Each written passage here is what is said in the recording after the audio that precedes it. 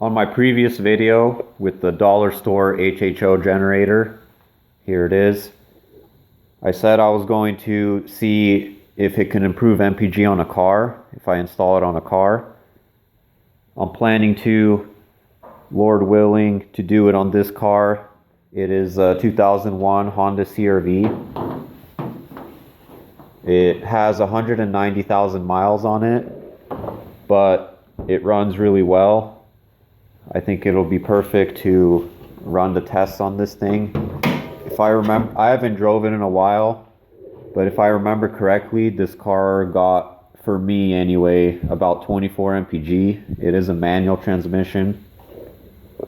I also did recently a lot of service on it. It has a new timing belt, water pump, it has new service belts, valve cover gasket, just all kinds of tuning up I did on it. So it runs good. It'll be perfect to run tests on. I also want to try other things. Like I have some plans maybe to disconnect the alternator belt maybe. Maybe I can gain some MPG that way. I've also been thinking of doing a bike carburetor off a dirt bike. See if I can get it to work on this, get the engine to work off of that. That would be really interesting too, to see if I can get MPG gains that way. So all of this is going to take some time, but I'm planning to maybe just release videos slowly over time, just kind of update things and whatnot. I'm going to be taking a lot of notes, logging a lot of data, what MPGs I get and stuff.